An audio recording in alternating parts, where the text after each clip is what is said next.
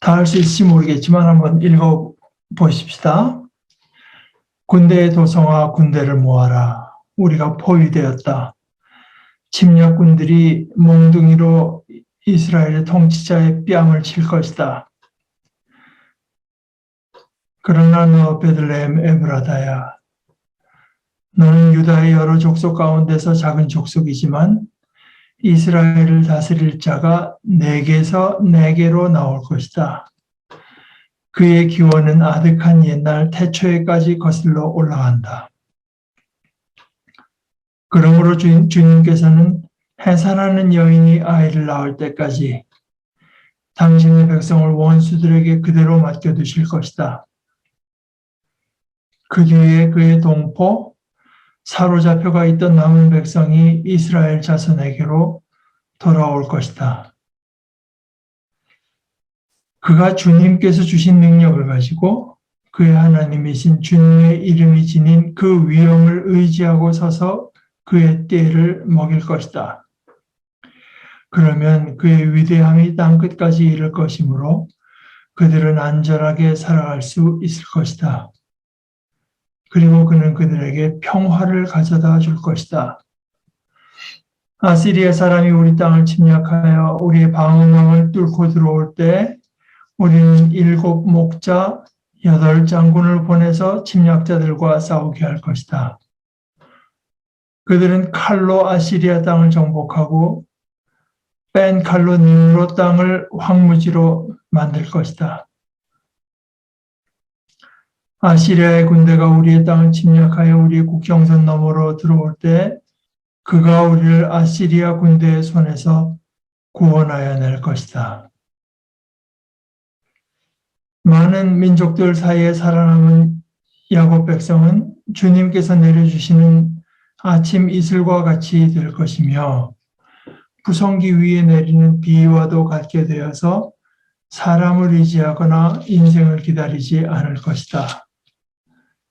살아남은 야곱 백성은 여러 민족과 백성 사이에 흩어져서 살 것이며 숲속 짐승들 가운데 서 있는 사자처럼, 양떼 한가운데 서 있는 사자처럼 걸을 때마다 먹이에게 달려들어 밟고 찢을 것이니 그에게서는 아무도 그 짐승을 건져낼 수 없을 것이다.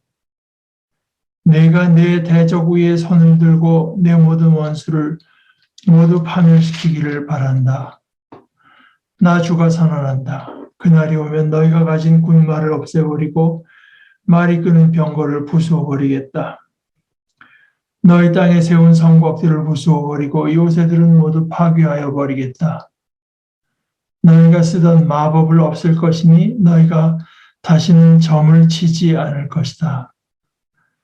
너희가 새긴 우상을 파괴하여 버리고 신성하게 여긴 돌기둥들도 부수어 버려서 다시는 너희가 만든 그런 것들을 너희가 섬기지 못하게 하겠다.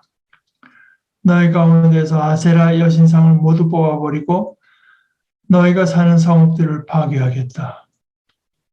나에게 복종하지 않은 모든 민족에게 화가 나는 대로 분노를 참지 않고 보복하겠다.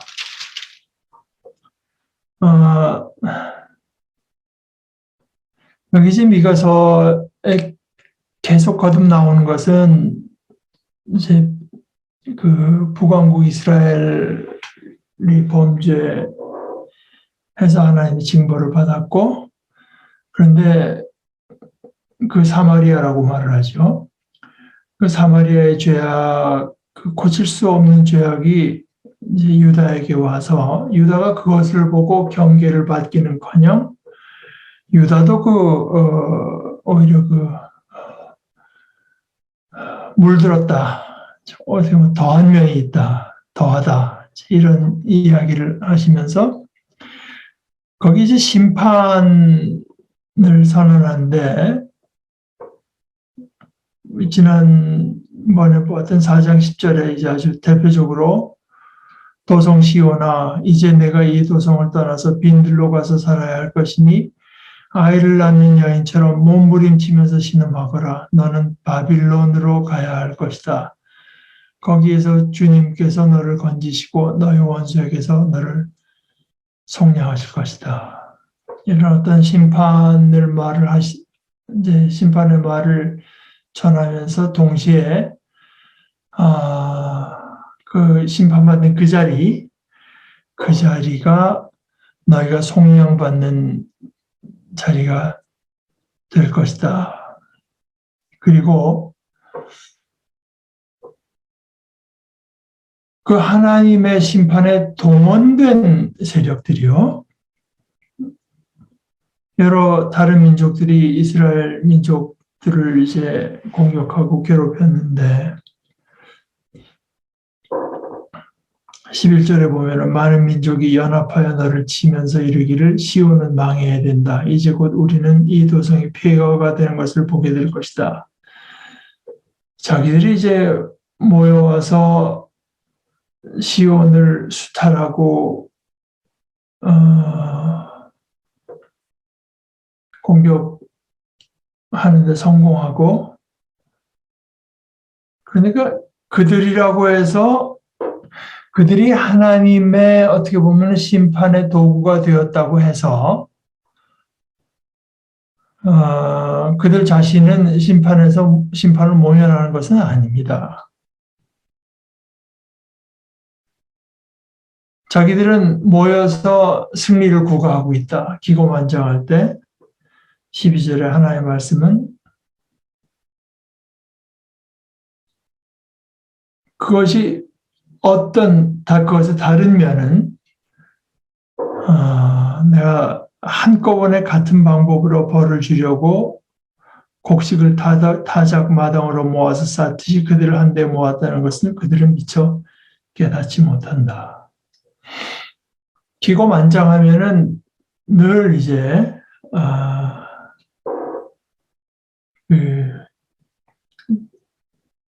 자기들은 잘하고 있는 줄 알고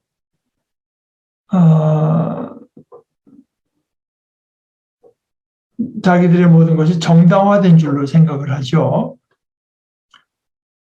그 기고만장하고 한 것이 바로 하나님께서 그들을 정죄하고 심판하는 하나의 방법이라고 하는 것, 하나의 길이라고 하는 것. 보세요, 유대는 시온은 바빌론으로 그들의 잘못 때문에 바빌론으로 끌려갔는데 거기에서 하나님의 그 속량, 구원을 맛보게 될 것이라고 했죠. 거기에도 이제 참 바울 사도식으로 말하자면 하나님의 놀라우신 지혜가 이제 있는 것인데요.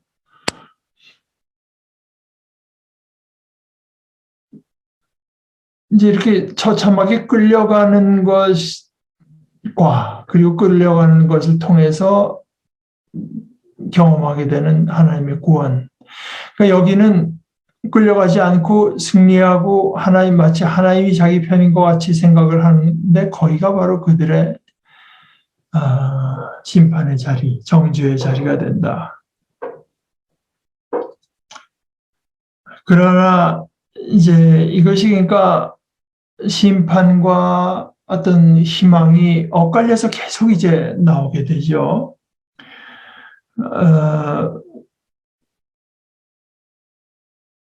10절까지는 바빌론으로 가고 이제 아이를 낳는 여인처럼 도성을 떠나서 몸부림치면서 신음하는 처지가 되는 이야기를 하다가 11, 12, 13으로 가서는 그 승승장구한 것 같은 그 민족들, 거기도 이제 하나님의 요구가 있고 하나님의 기준이 있다고 하는 것을 말을 해서 아까 거기에 심판하는 그 바빌론 거기가 유대 백성들이 속량받는 자리가 된 것처럼 그것을 잠깐 말한 것처럼 13절에 가서는 도성 시온아 내 원수에게 가서 그들을 쳐라. 내가 내 뿔을 쇠같게 하고 내 굽을 노쇠같게 할 것이니 너는 많은 민족을 짓밟고 그들이 폭력을 써서 착취한 그 재물을 빼앗아다가 온 세상의 주 곧 나에게 가져올 것이다. 그러니까 이 하나님의 백성의 승리를 말을 하는데, 그러면은 그 열방이 유대인들을 와서 노략질하고 죽이고 한 것을 승리한 것과 이제는 그 권력이 구도가 정 뒤집혀서 유대가 그 역할을 하게 되는 거, 이래서는 안 되겠죠. 그 열방이 몰려와서 무자비하게 이스라엘을 도륙하고 하는 것들로 그들의 그 죄악과 심판을 차곡차곡 이제 쌓아가는 것인데, 유대가 그 길을 가면 안 되지 않겠습니까? 어떤 진정한 승리, 그러니까 지난번에도 말씀드렸지만 이제 예레미야를 하나님께서 부르실 때 했던 말처럼 뭐 결국은 하나님의 백성이 부르심 받은 것은 이제 바로 그 역할이라고 봅니다. 내가 내 말을 내 입에 맡긴다.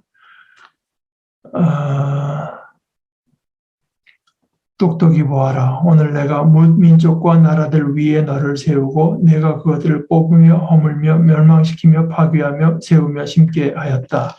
그렇다 해서 뭐 예레미야가 그 뒤에 뭐 그렇게 무슨 정권 같은 거를 무력화시킬 정도의 어떤 현실적인 힘을 보여준 것이 아니거든요.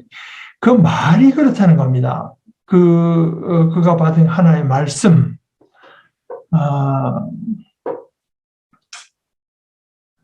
우리는 하나님께로부터 받은 그 복음과 그 복음대로 사는 삶, 그 복음의 충성함으로 승리하는 것이고, 또 조금 더 나아가서 생각해 보면은 우리가 그렇게 하나님을 믿고 하나님을 의지하고 하나님께 순종할 때 직접적인 승리가 나타나는 것보다는 오히려 그리스도의 십자가가 우리에게 분명히 보여주듯이 우리가 하나님을 믿고 하나님을 의지하고 하나님께 순종하면 하나님께서 그것을 쓰셔서 구원을 이루시죠.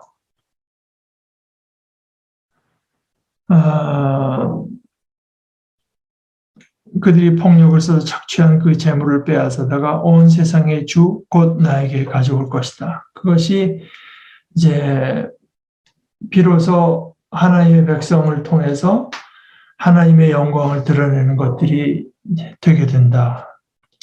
근데 현실은 어떠냐? 5장 1절에 군대의 도성아 군대를 모아라. 우리가 이것도 이제 군사적인 정치적인 현실로 돌아올 때 침략군들이 몽둥이로 이스라엘의 통치자의 뺨을 칠 것이다. 제가 누차 말씀드리지만 통치에서 가장 중요한 것은 판단인데 그 쇼페트 사사기 하는 그 판단자인데요. 그 쇼페트의 뺨을 여기 이제 통치자라고 번역된 말이 그 쇼페트입니다. 통치자의 뺨을 이제 몽둥이로 친다고 했잖아요. 그 쇼페트의 뺨을 뺨이 쉐벳에 맞는다.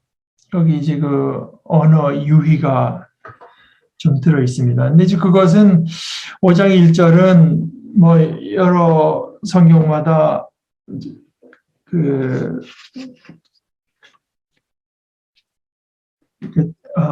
다른 번역, 또 다른 번역의 가능성을 이제 늘 말을 하는데,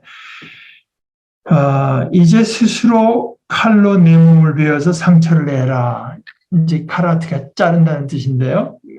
그래서 이거는 이스라엘에게 죽음을 슬퍼하는 의례를 행하라는 뜻으로 이제 볼 수가 있어요. 그것이 뭐 어떤 번역을 취하건 간에 이거는 시온이 무력해지고 어떤 절망적인 상황을 맞닥뜨린다고 하는 것을 이제 말해주죠.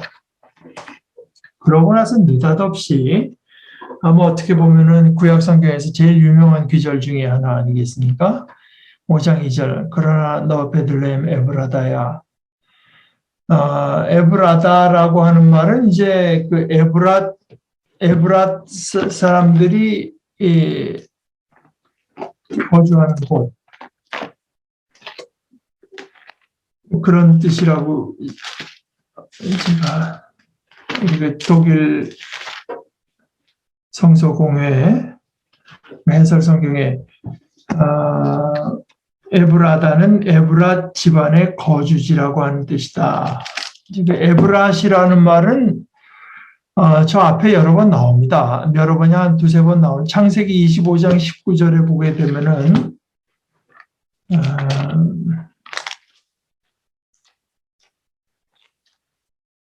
25장 19절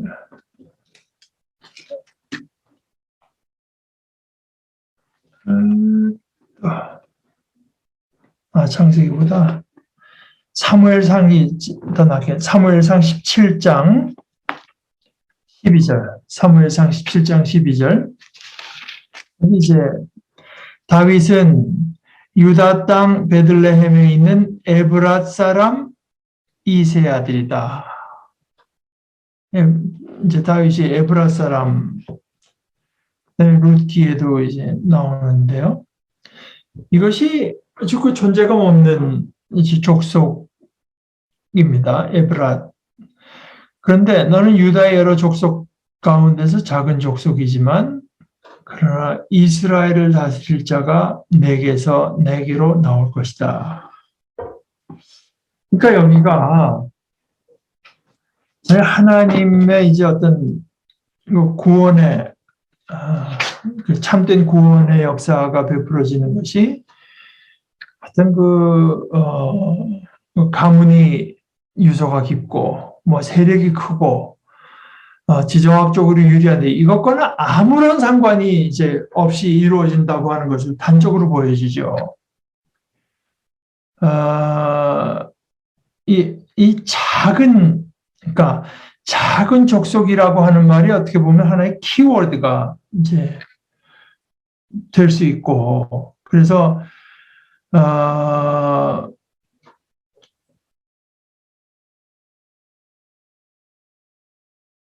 또 하나는 이제 그의 기원을 따지는데 아득한 옛날 태초에까지 그것은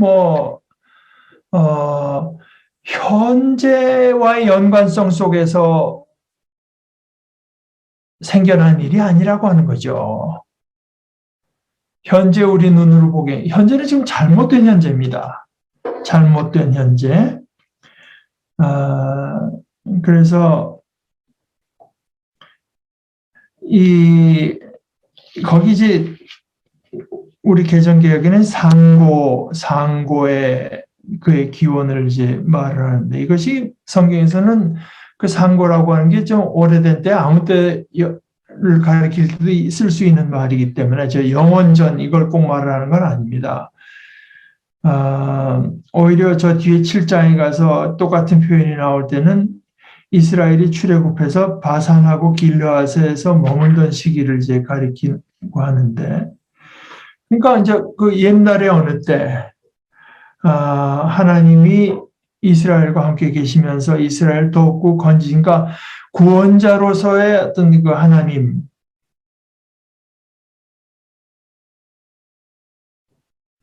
모습이 드러났던 때, 그러니까 베들레헴의 에브라다라는 작은 그 족속, 작은 지역도 그렇고 상고라고 하는 것도 그렇고, 그러니까 이것은 주제가 간단히 말해서 이런 그 구원이 일어나는 것이 전적으로 하나님께로부터 비롯된다고 하는 것을 이제 말을 해주고 있는 것입니다. 하나님께로부터 비롯되는데 그것과 연관시켜서 우리가 늘 생각할 것은, 그러면 하나님께로 비롯된다는 것을 왜 이렇게 자꾸 말을 하는가? 인간으로부터 비롯되지 않는다고 하는 것을 이제 말씀하시는 거죠. 그러니까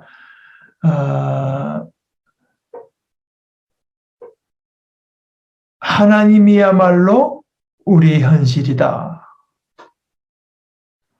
이런 거를 이제 말하는 거죠. 그것이 그렇기 때문에 이것이 이제 예수님께서 그 베들레헴에서 태어난 일이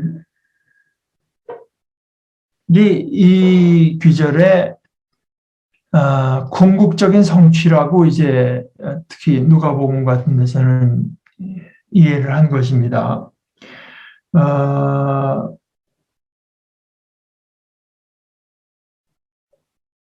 이것은 사실은 미가의 생각뿐만도 아니고 살펴보게 되면 이사야도 그 이세라고 하는 것을 강조를 하고 예레미야도 또 마찬가지예요. 예루살렘이 다 멸망한 뒤에 남은 자들의 공동체가 그달리아 또 그가 살던 미스바를 중심으로 재건된다. 어찌됐건 간에 그 이사야건 미가건 예레미야가 이제 다 본 것은 인간들은 자꾸만 그럴듯한 것, 나의 도움이 어디서 올까? 어디서 새로운 뭐가 물결이 올까 할 때 자꾸 그럴듯하고 이제 이런 것들을 보기 마련이지만 그렇지 않다. 하나님께로부터 온다. 그런 의미에서 이런 어떤 그 잣구, 그러니까 베들레헴이다, 에브라시다 하는 것도 물론 이제 해당이 되지만 그것이 어쩌다가 그렇게 된 것이 아니라 성경의 일관되게 드러나는, 그러니까 우리의 구원은 하나님께만 있다고 하는 것, 그것이 가장 이제 어떤 정점에 이르러서 나타난 것이 예수님 사건이라서 그런 의미에서 이 모든 말씀들의 성취라고 할 수 있죠.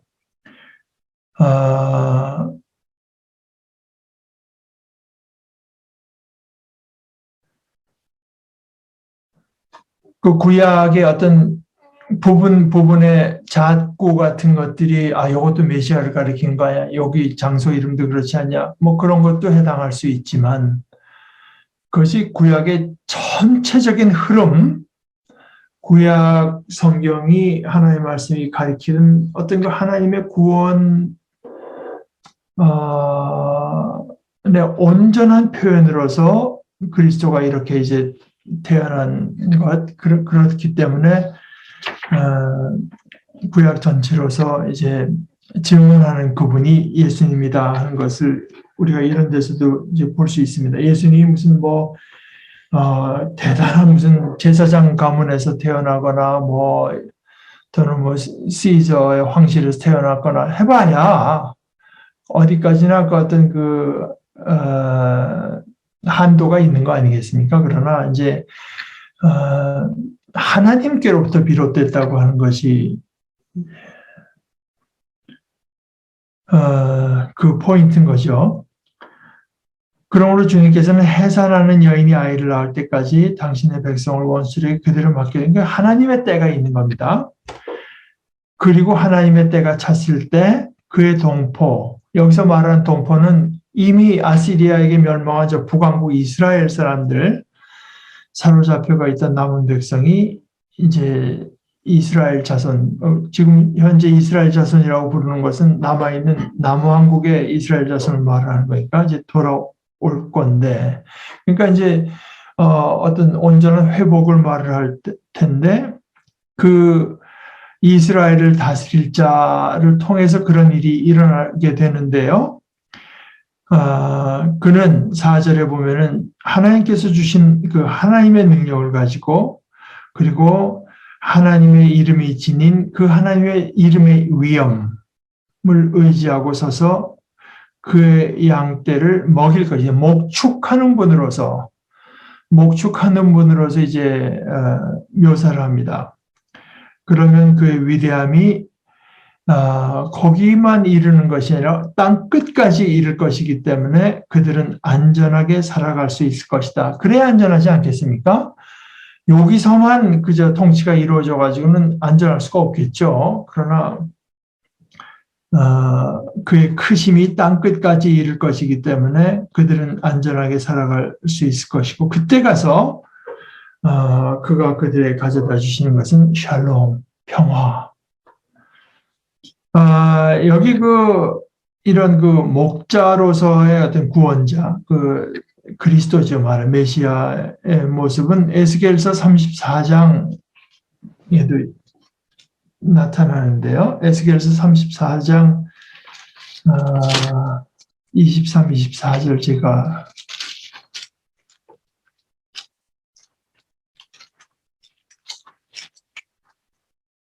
내가 그들 위에 목자를 세워 그들을 먹이도록, 목축하도록 하겠다. 그 목자는 내 종 다윗이다. 다윗이라지만 예레미야는 아시다시피 다윗보다 몇백 년 뒤의 사람 아니겠습니까? 그가 친히 그들을 먹이고 그들의 목자가 될 것이다. 그때에는 나 주가 그들의 하나님이 되고 내 종 다윗은 그들의 왕이 될 것이다. 이제 다윗의 후손이라고도 할 수 있고, 그 다윗의 정통성. 그러니까 여기서는 이것이 다윗과 같은 정치적인 수완이 있고 이런 것이 아니라, 포인트는요, 그를 통해서 하나님의 다스리심이 이제 쓰는 것입니다. 그의 다스림도 물론 하나님을 닮아서 정의로워야 되고 자비가 있어야 되는 것은 말할 것도 없지만, 그것뿐만이 아니라 그의 통치가 정의롭고 힘없는 사람들, 가난한 사람들에 대한 자비의 모습을 띠고 있는 것은 혹시 하나님의 통치가 그를 통해서 나타나기 때문인 거죠. 포인트는 거기에 있는 겁니다.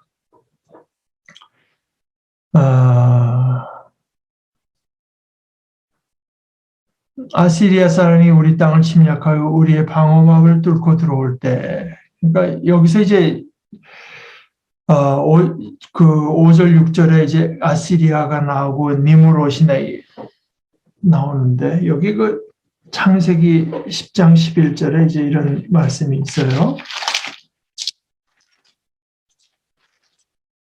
창세기 10장 11절에 읽으면 노아의 자손의 얘기인데요.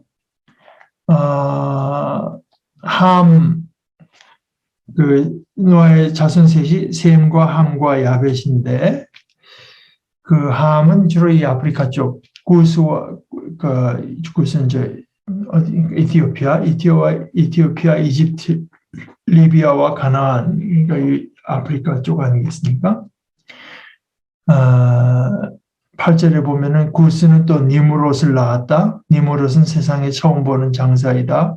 그는 주님께서 보시기에도 힘이 센 사냥꾼이었다. 그래서 주님께서 보시기에도 힘이 센 니무롯과 같은 사냥꾼이라는 속담까지 생겼다.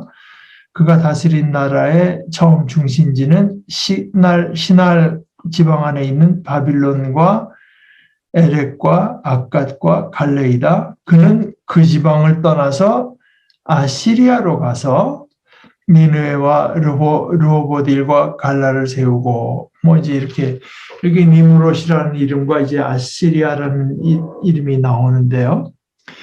그래서 6절에 그들은 칼로 아시리아 땅을 정복하고 뺀 칼로 니무롯 땅을 황무지로 만들 것이다. 여기 이제 황무지로 만들 것이다라고 번역한 말이 사실은 저 앞에 목축한다, 그의 떼를 먹인다는 말과 같은 말을 그렇게 번역한 겁니다. 그러니까 목축하는 것이 어떤 때는 먹이는 것이 되고 어떤 때는 황무지로 만드는 것이 돼요. 그러니까 사실 그렇잖아요. 농사를 짓는 것도 땅을 갈아엎어야 될 때가 있고 거기다 심고 그래야 될 때가 있는 거 아니겠습니까? 아시리아의 군대가 우리의 땅을 침략하여 우리의 국경선 너머로 들어올 때 그가 우리를 아시리아 군대의 손에서 구원.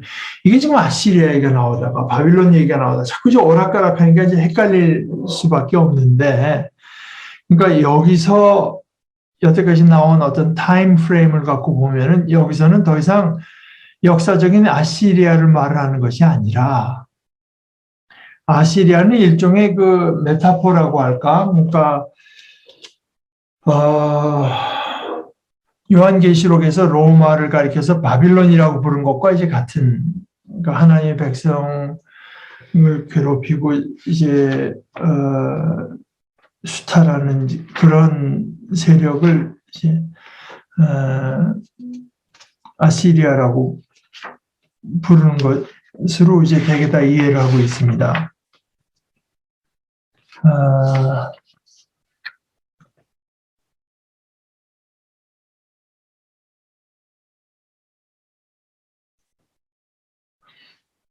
이 김근주 교수는 이제 이렇게 말하는데,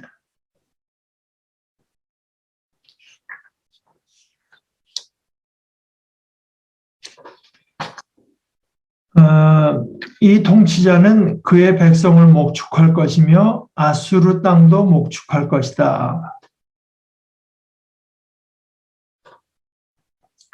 해산의 고통을 겪는 백성을 먹이는 것이 그들로 하여금 돌아오게 하고 회복하게 하는 것이라면, 그러니까 그 고통 중에 있는 하나의 백성들을 목축하는 것은 이제 그때 가서는 어떤 그 속량하고 회복시키는 것으로 나타난다면, 다른 약소국을 침략하고 짓밟은 아수르를 목축하는 것은 그들을 심판하는 것이라고 볼 수 있다.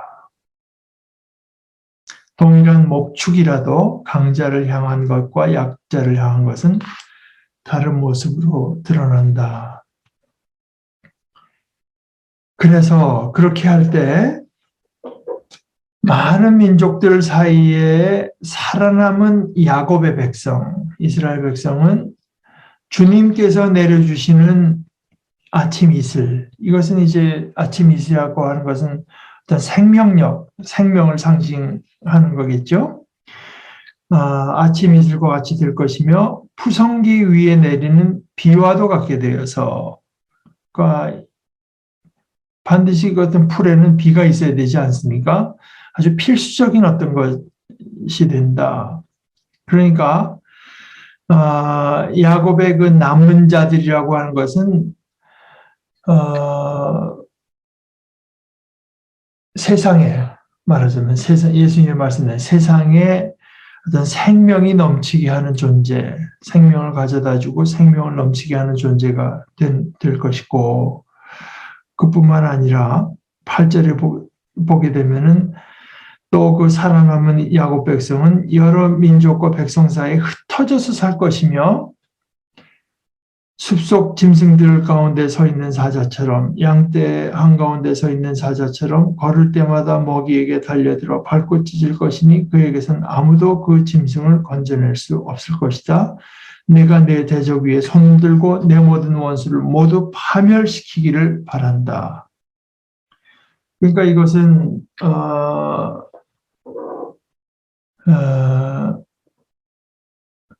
숲속 짐승들 가운데 서 있는 사자다.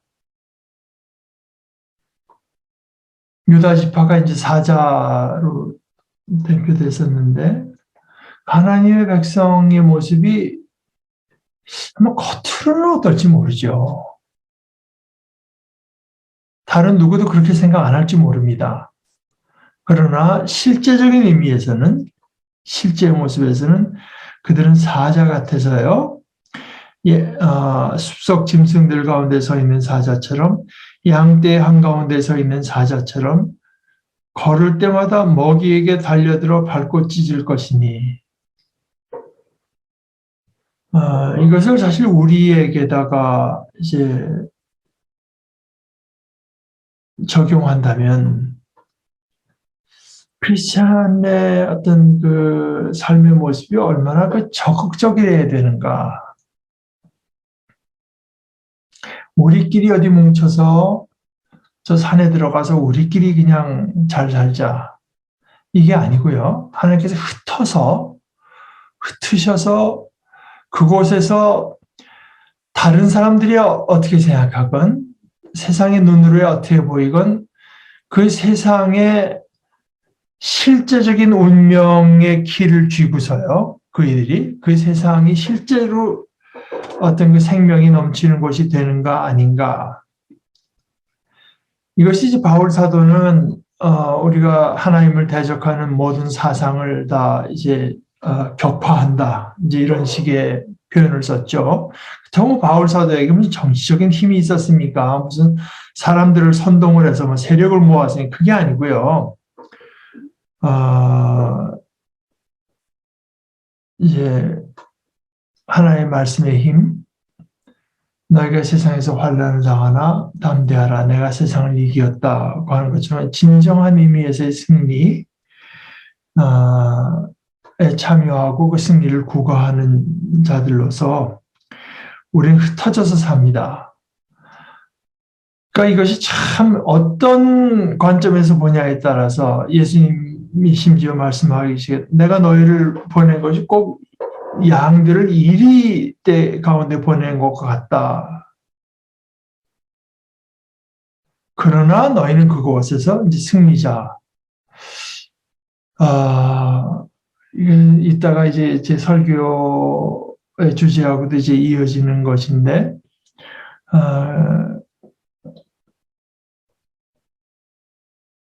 양 짐승들 가운데 서 있는 사자처럼 양떼 한가운데 서 있는 사자처럼 걸을 때마다 먹이에게 달려들어 밟고 찢을 것이니. 그러니까 예수 믿는 사람들은 뭘로 승리하는가? 우리가 일관성 있게 이제 성경의 내용을 보자면 하나님께 순종함으로 온유함으로 겸손함으로 사랑으로 자비 베품으로 섬김으로 또 고통을 당함으로 승리합니다.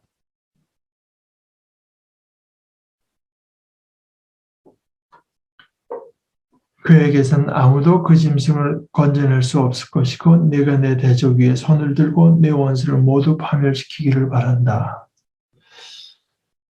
그러니까 이런 면에서 이제 교회에 대해서 전통적인 두 가지 어떤 카테고리를 갖고 말을 하는 게 있죠. 흩어지는 교회와 모이는 교회 이런 것 갖고도 말을 하고 또는 militant 싸우는 교회와 triumphant 승리하는 교회 이제 되게 또 보이는 교회와 보이지 않는 교회 뭐 이런 식의 표현을 가지고 이런 것들을 좀 개념화 하려고 하는 건데 뭐 비슷한 내용이 되겠습니다.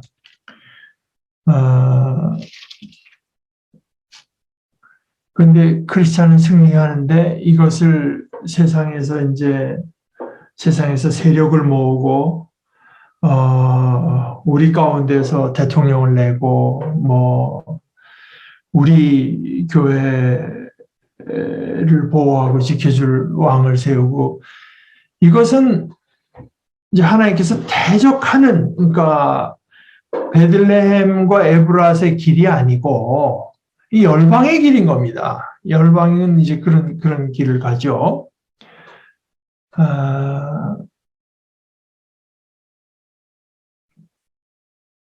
그러나 하나님께서 이제 승리하는 방식은 그게 아닌 것은 우리가 십자가를 통해서 너무나 명백하게 보고 있지 않습니까? 그래서 조금 더 나가서 보면 10절에서부터 15절에 보면은 그날이 오면 그 하나님의 구원이 이제 나타날 때가 되면은 여기 너희라고 하는 건 바로 이스라엘을 너희가 가진 군마를 없애버리고 또 11절에는 너희가 땅에 세운 성곽들을 부수어버리고 요새들을 파괴해서 그 다음에 너희가 쓰던 마법을 없애고 너희가 점을 치지 않을 것이고 너희가 지금 우상을 그러니까 군마, 성곽, 마법, 우상, 우리가 일치하던 의지하던 것, 이제 이런 것들을 다 하나님께서 이제 없애버리시겠다고 하는 걸 지금 말씀하죠. 그러니까 그 10절을 시작할 때, 하야 바욤 하후, 이제 이 히브리 말은, 이제 베하야 바욤 하후 이렇게 말하는데, 4장을 시작할 때는 베하야라는 말이 있었고 4장 6절에서는 바욤 하후가 있었고 그 다음에 그 앞에 5장 3절 5절 6절에 베하야 그러니까 이렇게 군데군데 나오던 말을 다 합쳐가지고 10절에 가서는 베하야 바욤 하후 이렇게 말을 해서 이제까지 나온 표현들이 이제 종합해서 이제 말씀하시되 내가 그렇게 하겠다. 내가 그렇게 한다. 그렇게 하겠다고 하지만 히브리 말로는 이제 완료형입니다. 하나님께서 말씀하시니까 미래의 일이지만 이미 이루어진 일인 겁니다. 미래의 일인데 완료형을 갖고 이제 말씀해 주세요. 그러니까 아까 그 벤다, 자른다, 이제 카라트라는 말이 이제 계속 반복해서 이제 나옵니다. 하나님께서 완전히 없애버리는 것. 강력한 힘, 군사력. 이거 없으면 큰일 날 것처럼 우리가 생각하는 것들인데요. 또 12, 13절에서는 주술, 점쟁이, 우상, 기둥, 이거 다 이제 사람의 손으로 만들고 사람의 머리에서 짜는 것들. 그것들의 본질은 다 인간이 만들어낸 내 손으로 만든 것들이고요. 그러니까 자신의 욕망과 탐욕을 이제 투사해서 만들어낸 것이기 때문에 사실은 그 우상의 본질이라고 하는 것은 다른 종교가 아니라 내 힘으로 만들어낸 내 욕망의 투사, 이제 이런 것, 투사된 것, 프로젝션된 것, 이걸 다 이제 없어버리는 것이고 14절에서는 아세라 목상과 성읍들 이런 것들이 이제 그건 앞에 12, 13절에 나왔던 우상 숭배와 앞에 10, 11절에 나왔던 군사력 이걸 다시 한번 이제 대표해서 말을 하면서 아세라 목상, 우상 숭배, 성읍, 군사력 이런 것들을 다 이제 없애버리는데 아세라라고 하는 것은 결국 어떤 풍요로움과 프로덕티비티, 풍요로움과 연관된 가나안의 여신이라서 이스라엘이 의지하는 어떤 우상과 군사력을 모두 멸하다. 그러니까 이스라엘을 멸하는 게 아니라 이스라엘이 헛된 어떤 의지를 두고 그래서 이스라엘의 어떤 그 발목을 잡게 되는 것들을 다 진멸한다는 의미에서는 이건 어떻게 보면 심판이라기보다 하나님의 회복이라고 이제 볼 수 있죠. 그러니까 이것이 사실은 많은 부분적으로 이루어졌다고 보는 것이 바빌론 포로 사건입니다. 바빌론 포로 사건을 겪으면서 이스라엘 사람들에게 사실 우상도 많이 없어지고, 군사력은 당연히 없죠. 그래서 사실 복음서로 오게 되면은 어떤 바알이나 아세라 이런 말이 안 나오는 대신 제가 누차 강조하지만 그러나 그 바알 아세라 같은 것들의 본질은 역시 만몬, 재물을 섬기는 데 있는 것인데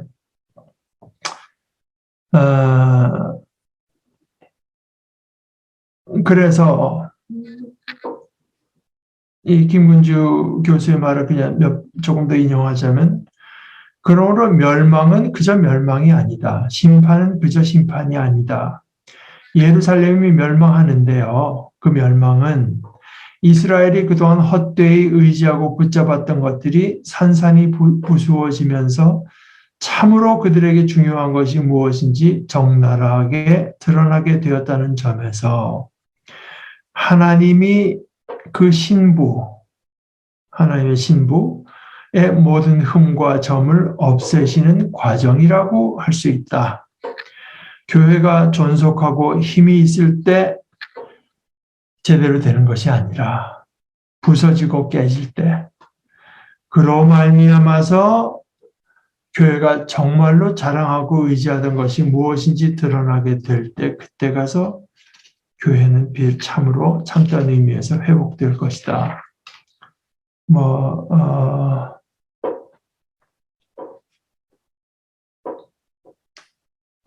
오늘은 그 정도만 보십시다.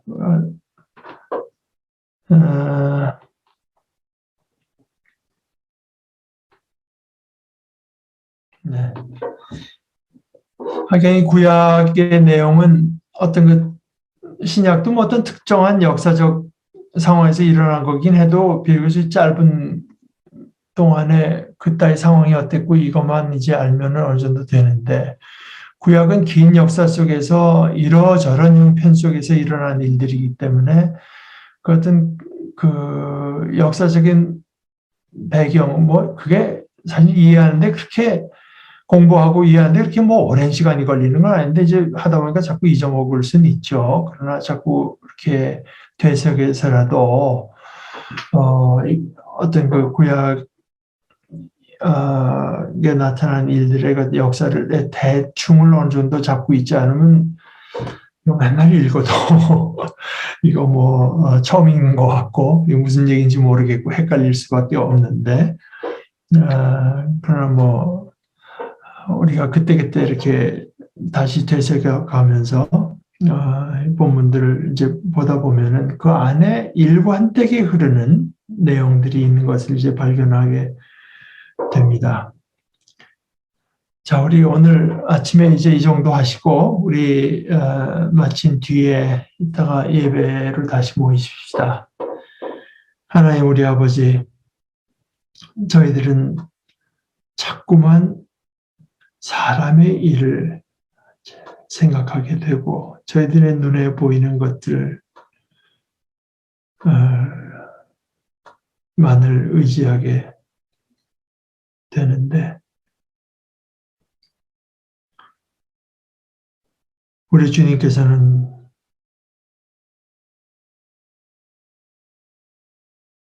가장 가까운 제자더라도 너는 하나님의 일을 생각하지 않고 사람의 일만을 생각한다고 하시면서 사탄아 내 뒤로 물러가라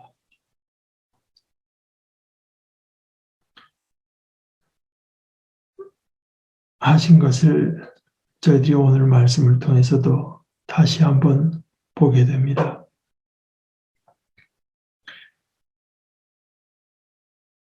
저희들이 죄지었고 저희들에게 참다운 소망이 없고, 그러나 그런 우리를 하나님께서 불쌍히 여기셔서 저희를 속량해 주시고 구원해 주셔서 그 구원이 바로 하나님께만 있고 하나님께서 세우신 그리스도를 통해서만 있는 것을